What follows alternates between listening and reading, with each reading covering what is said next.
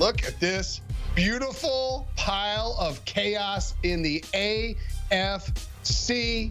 We're going to get into some predictions. Who we think is going to end up making the playoffs. All three of our predictions. But first, gaze upon this in all its glory. The Chiefs, the number 3 seed. Patrick Mahomes has never played a playoff game on the road, and he's staring down the barrel of a 3 seed with the Sean Payton and the Denver Broncos and Russell Wilson coming up behind him. Of course, the Ravens look like one of the best teams in football at 10-3 in the 1 spot. Let's talk about those Baltimore Ravens. Ryan, what is your schedule prediction for the Baltimore Ravens, and does it involve them capturing the number 1 seed? I would do an old Karnak joke, but you guys are too old to get the Johnny Carson reference. What is all three of the Pick Six Podcast Super Friends have the same record for the Baltimore Ravens over the next month of the season? I open up the envelope. Remember, we used to blow the envelope like that. So we haven't beaten the Jags, losing to the 49ers, which certainly makes sense, and then Dolphins, Steelers to end it, win-win. And that's because the Ravens are a really good football team. We saw early in the season some hiccups, and then they felt like they hit their stride. The offense has come together under Todd Monk, and we talked about this on the podcast, how Lamar Jackson deserves to be in the MVP consideration. Odell Beckham found the fountain of youth last weekend. Zay Flowers is making plays as the rookie first-rounder at wide receiver, and that defense has been opportunistic. Struggled a little bit last week against Matthew Stafford. No crime in that, but I think they are primed to make a deep run because they are playing some of the most consistent football in the AFC. The one thing and I think another part. Yeah. Yep. Go ahead. Well, I was just going to say another part of this is that Week 14 went as perfectly as possible for the Ravens. You look at the teams below them in the playoff standings. We're talking about the Chiefs. We're talking about Jacksonville. We're talking about Miami blowing a 2-touchdown lead to the Titans on Monday night. All three of those teams lost. So that just put them another step toward getting that number 1 overall seed.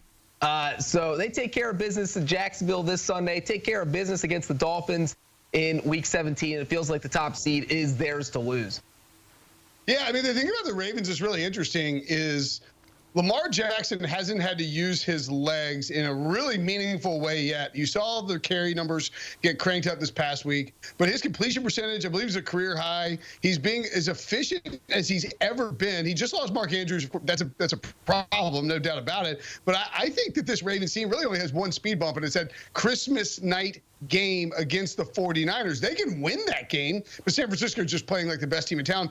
But as far as Baltimore goes in this offense, defensively, the linebackers are tremendous. They've done a great job creating these muddled blitzes that really do wreak havoc on opposing offenses. But offensively, you sort of wonder, even with Andrews out, is there this extra sort of step they can take? This is year 1 of Todd Monken's offense, and it looks similar to what we saw from him at Georgia. Physical running style, but also a really efficient passing offense. The Miami Dolphins, a little more treacherous spot here. The Dolphins were up 14 points with 3 minutes to go. The 3 and change to go on Monday night. They're cruising past the Titans.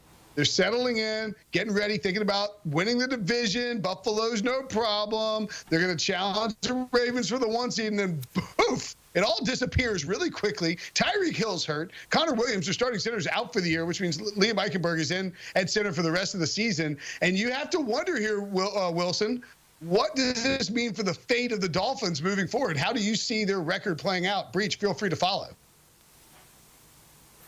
Yeah, real concerns in Miami, and it's so funny because every week we get up on our pedestals and talk about how this team is really good, and the next week that team inevitably ends up losing, and we have to moonwalk back our hot take. But this is how this game ended virtually for the – Braxton Berrios' face says it all there. But here's the thing. So Tua Tagovailoa feels a lot like Patrick Mahomes in that when you don't have Tyreek Hill, the offense looks a lot differently. And you talked about the struggles along the offensive line, Brinson. That's a huge concern. Tua looked frenetic in the pocket, something he hasn't been virtually all season. And what we've talked about a lot, Breach, is how this Dolphins team couldn't beat winning teams, and that was their only real bugaboo, but they would blow the doors off everyone else. Well, they just lost to a previously 4-win Titans team at home with a rookie quarterback, so they have to do some deep soul searching here. I still think they find a way to figure this out, go 2-2 down the stretch, and backdoor their way into the playoffs. But, Breach, that means the Week 18 matchup against Buffalo goes in the direction of Miami to make the difference between where they may be lower in the top 7 or actually finding their way into the top 4 conversation in the AFC. Well, for me, Wilson, the crazy part here is that you have them going 2-2 over the final 4 weeks, and you're the optimistic one. you were on the Dolphins bandwagon with that 2-2 record. I don't feel so good about Miami. I know everybody's talking about the fact that the Titans pulled off that miracle comeback, but the game was a lot closer than the Dolphins holding a 2-touchdown lead late in the fourth quarter there. I mean, the Dolphins were gifted 3 touchdowns. I mean, we're talking about a Titans team that fumbled the ball at the 2-yard line on a punt. That had another fumble inside their own 10-yard line in the fourth quarter. Will Levis threw a pick 6. So Miami got all these gifts. They still couldn't win. The offense looks almost helpless without Tyreek Hill in there. So that ankle injury is obviously a huge concern. And then they just can't beat good teams. They can't win late in the season. They're 2-7 with Mike McDaniel when they play games in December or January. And when you look at the good team part of this, they play only good teams down the stretch. They have to play the Cowboys and Ravens and Bills. I don't think they win any of those games. I think they might not even be able to beat the Jets without Tyreek Hill. So, yeah, I do not think the Dolphins are going to hit the 500 mark over the final 4 games. I think they go 1-3, and they're clawing their way into one of those wild card spots. You see those odds right there, plus 310 to win the division for the Bills. I love the Bills at 3-1 to win this division. If you look at, we did the math on the Pick 6 podcast earlier today, but basically the way it works out is even if the Dolphins beat the Jets, if they lose their next 2, and it's going to be tough if everybody's banged up and they're dealing with all these injuries. If they lose to Dallas, they lose at Baltimore, and I think they will, and I got them going 1-3 here, then you're playing Buffalo, if Buffalo runs the table, of course. You're playing Buffalo for the division title in Week 18. Put that thing on Sunday night. Print money. That's going to be a heck of a game if that happens, unless Buffalo blows them out. I actually think, Breach, you made a great point about the Jets.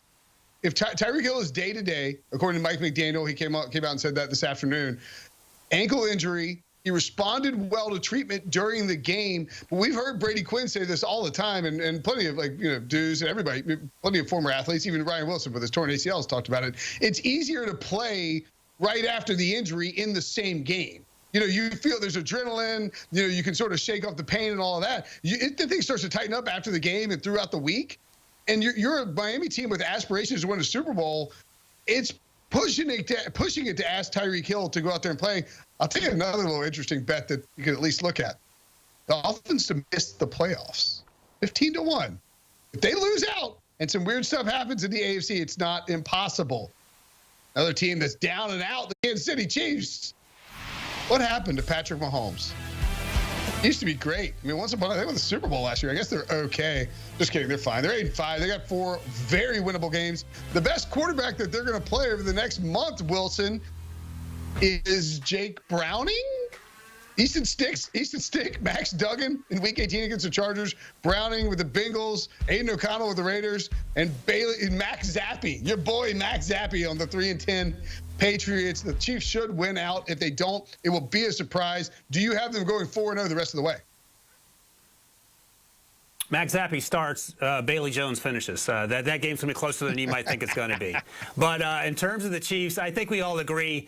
And it's funny because I'm having to talk myself into the Dolphins winning 50% of their next games, and you guys think they're only going to win once in 4. I don't have any trouble talking myself into a clean sweep, and I think you guys agree. They can go 4-0 pretty easily, and you can make a case. Kadarius Toney aside, he should have been a size 9 instead of a size 13, and maybe they win that football game. That one play aside that cost them a touchdown late, they had a chance to win that game several times over. I thought the Chiefs' offense is coming together. Rashee Rice is stepping up. There is no Tyreek Hill walking through that door, to paraphrase Rick Pitino. And I think the takeaway here is that the defense has been really good under Spagnuolo. They know how to win. But, Breach, I think you probably have some fun fact about Patrick Mahomes is great at home, but he's never played a playoff game on the road. So I want to get your thoughts on where the Chiefs are in this whole big deal.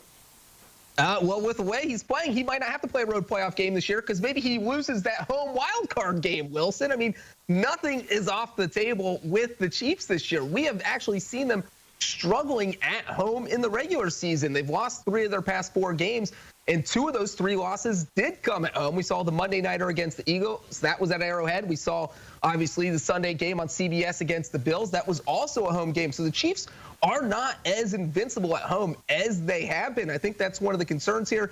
But you guys hit the nail on the head. You look at these final 4 games, it is hard to imagine them losing to the Patriots or the Raiders or the Chargers. I think their toughest test is going to be the Bengals, because you're going to be facing a Bengals team that is going to be scratching and clawing and fighting to get a playoff spot. So that, I don't think, is going to be a gimme for the Chiefs. But again, the Bengals have a backup quarterback. It's hard to see a Jake Browning beating a Patrick Mahomes. So it does feel like, as bad as things have been for the Chiefs over the past few weeks, 12-5 almost seems like a given. It's pretty shocking to hear the world's biggest Bengals homer suggest that was going to be a tough game, that they're clawing and scratching their way to fighting for a playoff spot. I guess technically that's true. All right, you boys can take a break. We'll be back to talk about the Bills. But first, we got to bring in Mackenzie Brooks to discuss what kind of bets we should be making in terms of these teams at the top of the list. Mackenzie, hope you're doing well. What are you eyeing betting-wise and percentage-wise playoff odds here that makes you kind of raise an eyebrow or makes you think about putting some cash down on a particular wager? Yeah, we're going back up to the top of the pyramid here, starting with the Ravens, plus 550 to win the Super Bowl. That implies around 15.4%. The odds makers are implying. We give them more of a 17% chance, and it seems like a small discrepancy, but when you come to the Super Bowl, that's a pretty great number. You want to be close to the odds makers, considering they put 15 to 20% juice on those numbers. So we have that 17% chance to win. Plus 550 is a great bet there. Again, we also like them to win the AFC conference here, get that bye.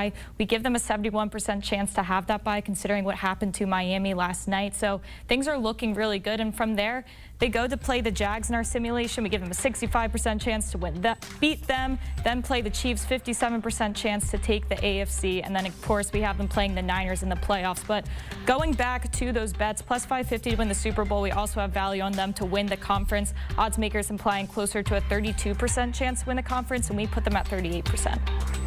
All right, so even that 6%, even if you factor in, Stephen O, trying to tweak the Ravens up a little bit because he's a Ravens fan, I think you still get a pretty good value there. And look, Lamar Jackson's been fantastic. Just personally, I'm curious, do you see any value in Lamar Jackson for MVP? He's sort of sitting on that outside range in like plus 950 behind Dak and those guys. If they get that one seed, it's a pretty good look, right? Yeah, absolutely. I do like that for him. I guess the bye sometimes makes it tough, but I think he has a great competitive stretch of games to play throughout the rest of the season. His team looks good. I think this is certainly value. I'm all about those long shot, getting the value from outside that close window. So I'm here for Lamar Jackson MVP for sure.